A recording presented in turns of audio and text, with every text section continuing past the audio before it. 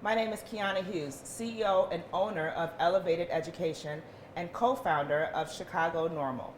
I have over 5 years of experience in the cannabis industry, with which I've combined my 15 years of experience as a curriculum developer and instructional designer to develop education and training for cannabis companies, consumers, as well as colleges, universities, and the community at large. I've also written several applications for dispensary, craft grower, infuser, and transporter licensing applications, including employee training and purchaser education plans. Training and education are crucial for the smooth implementation of a legalized adult use cannabis market. This is why Exhibit B, Suitability of the Employee Training Plan, is worth 50 points for the craft grower and infuser applications and 160 points for the transporter application. So why is training important? Although there are several colleges and universities that are starting to include cannabis education programs in their curriculum, most of the people who are applying for jobs in Illinois will not have formal cannabis training and education or cannabis industry experience. Whether it's training employees or educating consumers and the community, licensed cannabis business establishments must make training a priority. This helps to decrease errors in the production and manufacturing of cannabis products, increase public safety, and promote truthful information to destigmatize cannabis, which leads to a healthier industry for us all. Training helps to promote a more professional industry and business environment while we fight against these negative stereotypes about cannabis. So in this module, we will talk about the components of a solid employee training plan and strategies for training employees at different types of cannabis businesses. The craft grower and infuser licensing applications require the applicant to fully describe staffing plans that provide and ensure adequate staffing and experience for all accessible business hours, safe production, sanitation, and adequate security and theft prevention. The transporter licensing application requires applicants to describe a training plan for employees that includes an employee training handbook, which provides employees with a working guide for the day-to-day administration of personnel policies and practices, and training for security, record keeping, diversion prevention, best practices to prevent sales to minors, among other requirements. So a well-trained staff is the cornerstone of any cannabis business establishment. Your staff will have varying degrees of knowledge of the cannabis plant and industry. And so you should plan to lean on your team's strengths and weaknesses to help develop training modules for your employees. For example, a master grower would be the subject matter expert to help develop the training for your cultivation agents. A principal officer with retail experience might help develop the customer service portion of the training for like your bud tenders or other customer-facing or customer-focused positions. A thorough training plan identifies specifically which employees or managers will be responsible for conducting each module of training, and those assignments should be relevant to the primary job function of the employee or the manager presenting the training.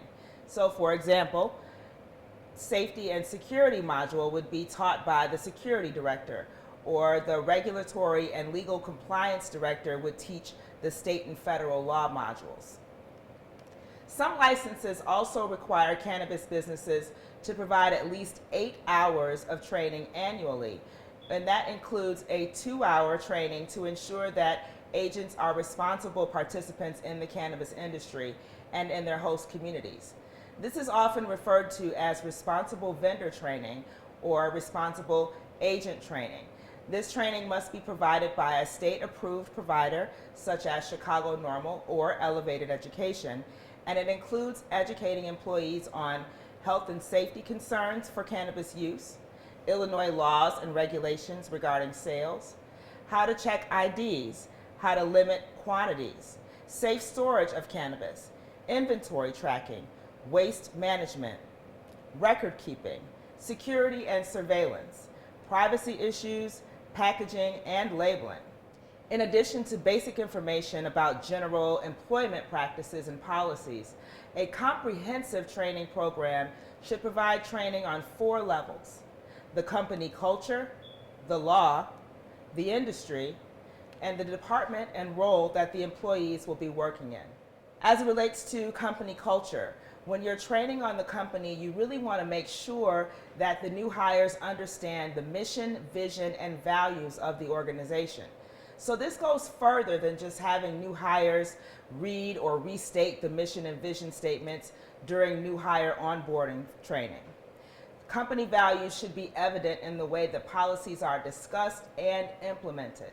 So for example, if an organization says that one of their core values is advocacy for patients, then they should invite a medical cannabis professional to teach their employees about medical cannabis patient concerns and qualifying conditions. Values should also be reflected in the company code of conduct and the culture of the organization, such as providing sexual harassment training or cultural sensitivity training in the new hire orientation and onboarding process. Cannabis is a business of compliance at every level. The training plan should provide details that demonstrate just how you're going to make sure your employees are knowledgeable of local ordinances as well as state and federal laws. It's also a best practice to include specific references and legal citations to support the training you're including in your training plan. For example, when describing the security training, you'll want to include citations that are specific to the section of the Cannabis Regulation and Tax Act that address security requirements for your specific business type. And of course, you'll want to make sure that you involve some legal professional to help you to weed through that legalese. This is why it's important to make sure that the people for whom this is their profession or this is their wheelhouse, the ones who are the subject matter experts in these areas, they're going to have a good understanding of what the law says as it pertains to that particular role. And so if you don't, in addition to, I would say, a legal expert, you'll want to have someone who actually does that job on a day-to-day basis to really explain what the legal ramifications are and what the legal requirements are for each role. When it comes to training on the industry, it really requires a foundational understanding of the history and evolution of the cannabis industry to provide a context for the work we do. There are many reasons why people feel the way they do about the cannabis plant and the cannabis industry and adult use legalization overall, among other topics.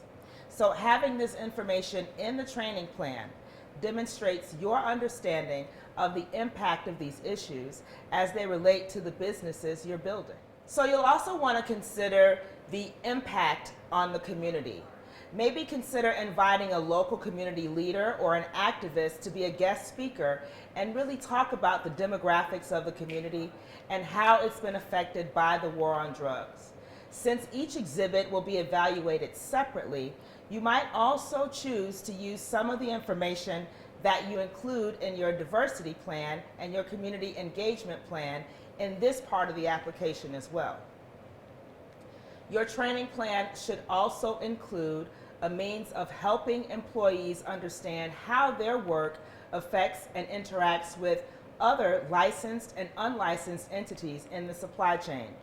This might include cultivators or dispensaries, other infusers, and other vendors of various supplies and materials. This includes identifying the key businesses and organizations at both the state and local levels, their purposes, their strengths and weaknesses, as well as their products and services. When it comes to products, and we're talking about cannabis plant products and product knowledge, your training plan should include a thorough description of just how you're going to train your staff on the cannabis plant and the various products that you might be distributing or creating for that matter. This includes training on the different parts of the plant, cannabinoids and terpenes, the endocannabinoid system, common strain characteristics, different types of products, and consumption methods. Another key element of the training plan is a description of the various departmental and role-specific training or tasks that need to be done on a day-to-day basis. Since each department serves a different function and accomplishes different tasks and goals, the training plan should list the goals, topics, and key concepts for training in each department. As previously mentioned, you will also want to include legal citations to support the training topics. For example, include a citation for Section 15-65A7 when you're describing inventory and record-keeping procedures for the inventory department. So 3 key questions that you should consider when describing role-specific training in your training plan include: what industry best practices or standard operating procedures guide the daily tasks of that particular role? For example, generally accepted accounting principles or manufacturing practices. Number 2, what type of training and continuing or higher education is required to be proficient in the role? And how will your employees stay abreast of developments in the industry, new products, and new technology? An example of this would be certifications that are offered through industry associations and various organizations. And number 3, what training is required to maintain your agent status based on state and or industry requirements?